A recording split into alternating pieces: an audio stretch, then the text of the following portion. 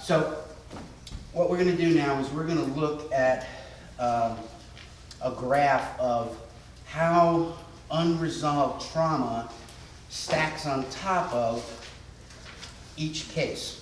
Okay? And as soon as I draw this graph, you'll understand.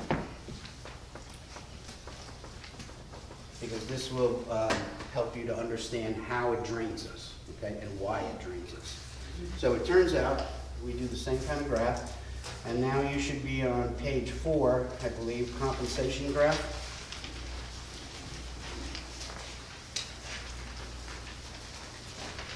Let me make sure. No, unresolved traumatic experience graph. Okay, that's the completed graph. I'm going to build it step by step so that you understand the process. Okay. So we discussed that serotonin has limited availability. The second it does its function, it's immediately absorbed back into the body. Has to constantly be renewed. So we need to understand then, what does compounding traumatic events do to our serotonin level, right? So dog bite drops it a little bit more. Beat as a child, molested, divorced.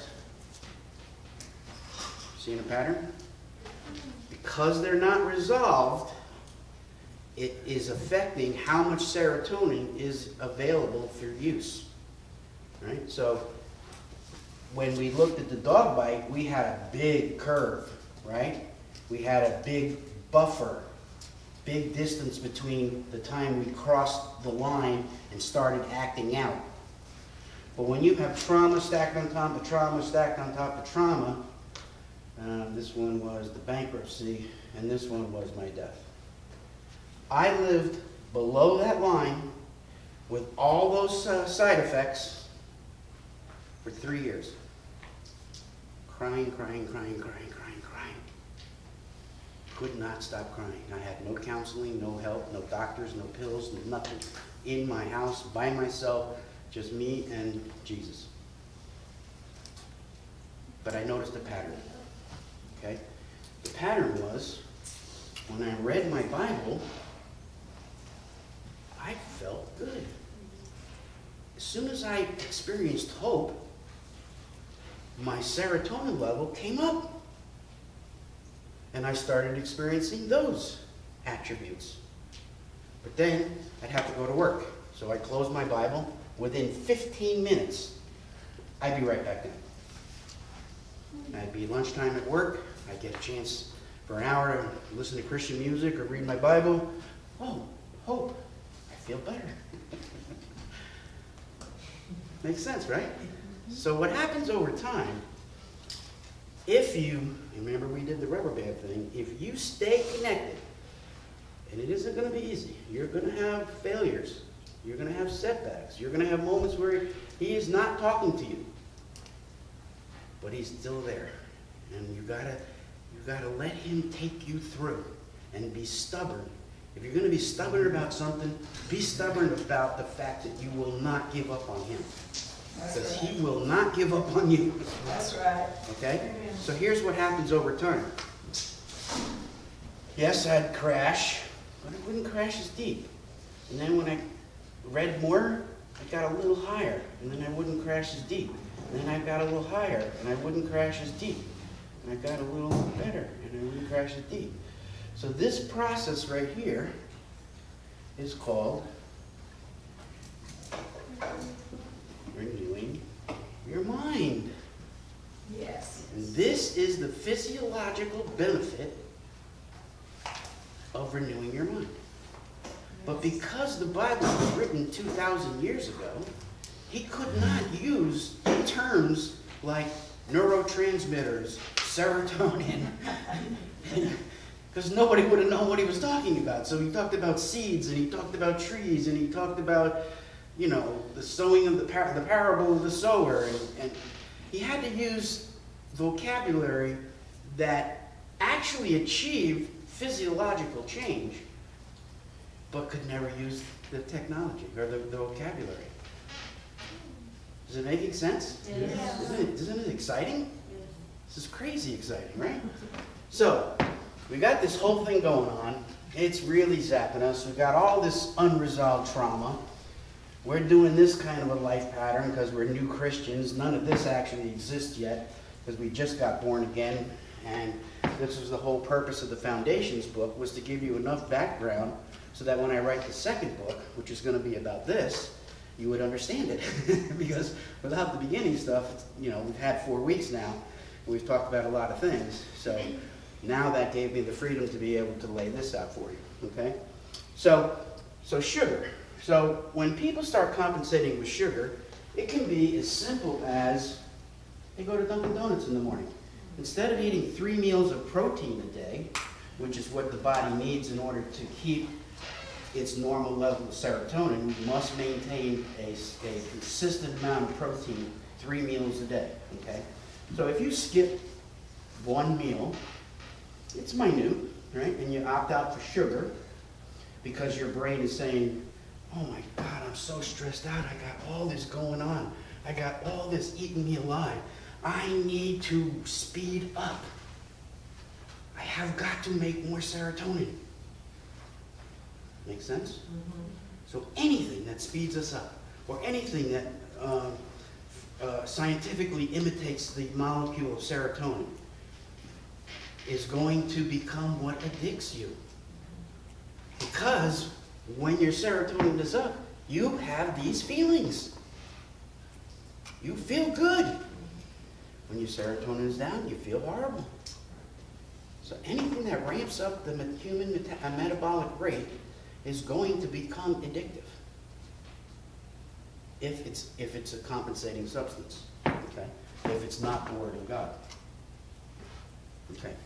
So, sugar. So, let's say that's what they do. Long term, 15 years, 20 years, they skip breakfast every morning. Okay? Compensate with sugar. So what's going to happen is they're going to eventually become what is called hypoglycemia. And hypoglycemia is a precondition to diabetes. All diabetics were hypoglycemic at some point in their life. But not all hypoglycemic people become diabetic. So within our circulatory system, there are receptors that sense the amount of insulin available within our bloodstream at any given time. Long-term sugar consumption nullifies or numbs those receptors.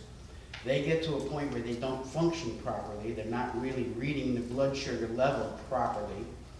And so you get into this high blood sugar, low blood sugar, high blood sugar, low blood sugar. Life should be more of a curve like this. But when we get into curves, anything that does this, there's a lot of emotion. Anytime you go from a high to a low, back to a high to a low, as you know, there's a lot of emotion in that swing. Okay? So the researchers found that these symptoms are unique to somebody who has hypoglycemia. At times, my mind goes blank. I become easily confused. I am forgetful. Occasionally, I have difficulty with concentration. I am an underachiever now in school or in work. I lose my temper easily. I have difficulty in controlling my mouth. I have excessive sexual desires. Males can become impotent. Females can become frigid. I neglect cleanliness and appearance. I have difficulty in keeping my job. I am very impatient. I cannot get along with others easily. Certain things irritate me very much. I'm depressed or blue. I lost my interest in my work. I am tired of living. I'm very nervous. My life has become aimless. I am anxious and afraid but don't even know why. I have a feeling of impending danger. I feel very tense. I have groundless fears or phobias.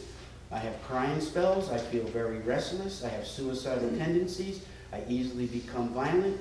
I have a desire to cause damage to others, and I want revenge on society.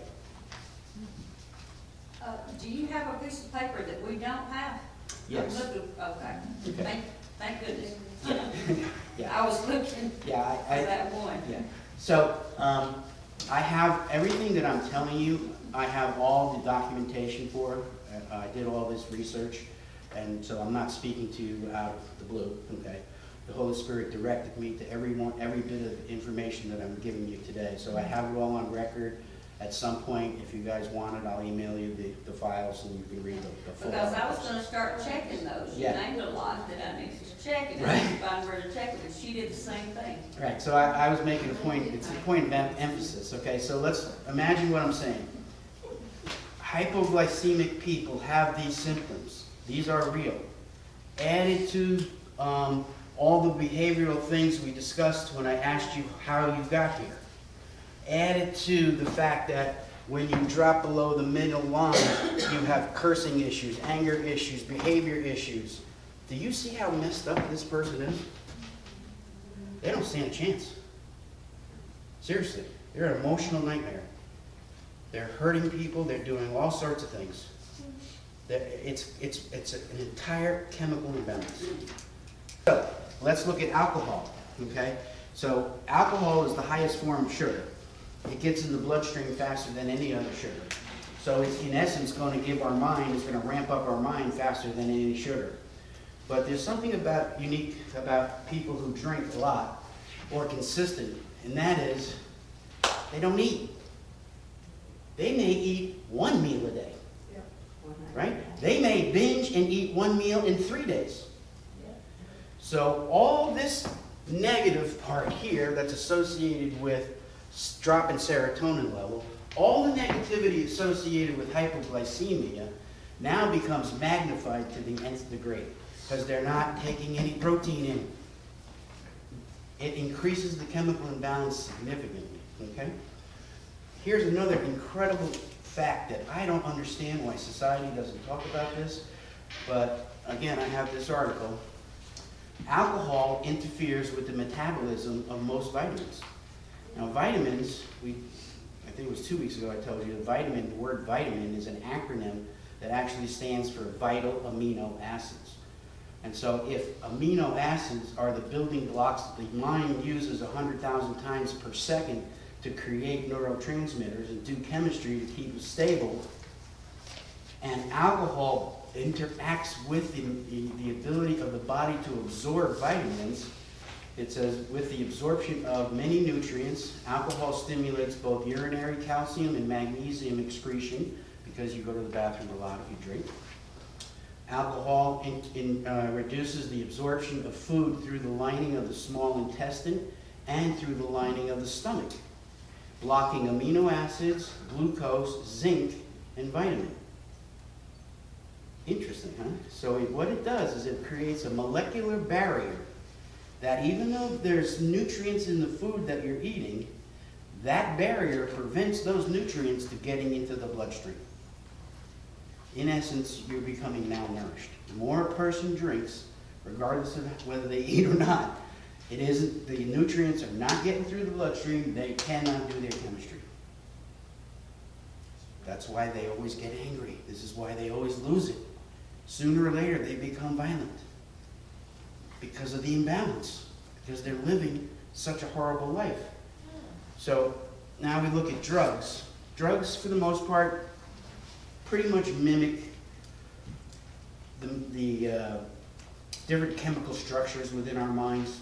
A lot of them, like THC, is, when it's metabolized, becomes very similar to serotonin, so the mind perceives that it has more serotonin. And then, obviously, speed. All that does is it just greatly enhances the metabolic rate, okay? So, what we have to understand then is if all this is going on, if all this huge demand is going on, if our diet is being compensated and we are no longer eating enough food and our chemical imbalance is getting bigger, we need a graph for that. Wouldn't you agree? Yes. You like my graphs? Yes. Makes it easier to understand, right? Okay, so now this should be on the page, the compensation graph. Substance abuse compensation graph. How am I doing, Sharon? Great. You liking it? Yes. Very much. Making sense? Yes. Okay, so we start with this, and because I said sugar enhances our metabolic rate, alcohol enhances our metabolic rate, this interacts with us on a chemical level, and we know what speed does. So when we first get high, guess what happens? Our serotonin goes up. When the serotonin goes up, the sense of worth, have worth, love, peace, joy, all is enhanced. We feel better, and that's why you did it. That's right. It's because you didn't know this. You didn't know it was enhancing your serotonin, but that's what it did. Okay, but now we have to crash, because what goes up must come down. Okay? And it's a proven fact.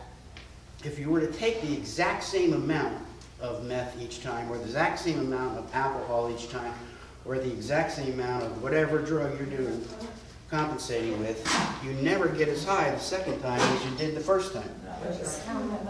Right? You all know this to be true, right? So you got to use more and more and more. There again is why it becomes addictive. But follow me. You get high, you crash. You get high, you crash. You get high, you crash. You get high, you crash. You see what's happening? Before you know it, you can't find enough to get you anywhere. To get the serotonin level up. You can never get your serotonin level back up. You are constantly progressing to a state of depression. And you know what the problem is? It's happening this much. This little teeny bit. So this is not necessarily day by day. This could be 5 years, 10 years, 15 years. You saw how I drew it out on your page, right? Do you see it? Yes. You see how you get in the pit? Pretty simple, huh? Crazy, huh? All right. So, be that as it may, let me go back to my notes. Okay, so this person seriously messed up, always progressing towards depression, all sorts of emotional problems, behavioral problems. In essence, they are a hurting person. And what do hurting people do? Okay, so if the Bible says we reap what we sow. So if we sow hate and anger, what do you think we're going to get back? Hate and anger.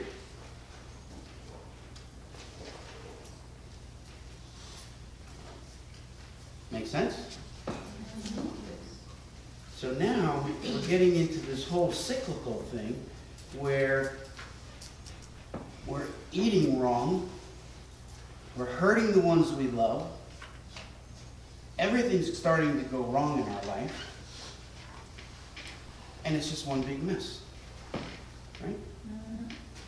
So what happens is, ironically, every one of these things creates additional stress and anxiety. Stress and anxiety by itself is the single greatest detriment to human health. 93% of all human beings, all mental and physical illness in a human being is directly a result of stress and anxiety. And the other thing that stress and anxiety does is it causes the rapid depletion of B vitamin and vitamin C. So in all those 100,000 chemical reactions per second that occur in the mind, they can only occur in the presence of one or more B vitamins. So is it not incredibly smart of Satan to create things in our life that cause us stress and anxiety? Because believe me, Satan was extremely intelligent. I'm sure he knows this, that if he gives us enough stress and anxiety, he's going to reduce our B vitamins, he's going to reduce our vitamin C content, and we are not going to be able to do our chemistry, and now we are his bidders. And we are going to go around and we're going to hurt everybody we meet, simply because we're walking around with a chemical imbalance. Pretty great strategy, huh? Yeah. Makes a lot of sense, doesn't it? Yeah. Okay? So, the overall vision of this that I want you to take away is it's extremely similar, and I'm going to draw this first, and then I want you to draw it. It's extremely similar to a tornado, because you have the dog bite, then you have the belief into the heart, and then you get beat as a child, and then you get molested, and then you get divorced and bankruptcy. You see what happens? It's constantly building speed and pushing you deeper and deeper into the pit. So at the end of this tornado, and I wrote it down, Satan's modus operandi: steal, destroy, kill. And this is how he gets you to do it. By creating this chemical imbalance because of the events in your life. Not necessarily the choices. It was not a choice of that child to get bit by a dog. It was not my choice to be bit, to be beat. It was not my choice to be molested. These were events that altered my belief structure and doomed me for a life of addiction. Got it? Got it. So in essence, this is a self-perpetuating death spiral. Self-perpetuating because the food, eating wrong, increases the imbalance. The imbalance increases the anger and hatred, and it just keeps going. And not just keeps going, but gets faster and faster and worse until one of those things occur. We either hurt the ones we love, we have a broken relationship, worst case scenario, second worst case scenario, premature death. Do you know why the cancer rate is so high in our world? Based on what I've shown you today, can you take a guess? Can you make a hypothesis as to why cancer is running rapid in our world today? Balance in the body. Do you know that, and you can Google this, every human being, every single second of every single day has cancer cells in their body? Every single day we have cancer in our bodies. But only in some does it flourish. And it turns out that the ones that it flourishes, if you read at the top of your page, below the bold print, mind without Christ, Satan's tree, this whole thing creates negative words, weakens the immune system, and kills us from the inside out. So the only people who get cancer in this world are the people who have the beliefs in their heart are so terrible that it's creating such a drain on their immune system that they no longer can fight the cancer.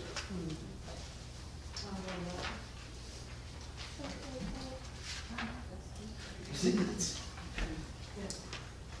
Making sense? Yes, absolutely.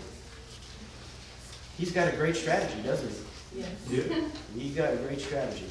Anything He uses the news. Why do you think the news adopted the bad news sells philosophy? That's why I can't listen to it very long. Exactly. Hey there. Because they're painting false pictures. Because if they can get us to have as many wrong beliefs as possible, then we die from the inside out even faster. Okay? All right. You guys ready for some good news? All right. Got to go to the other church.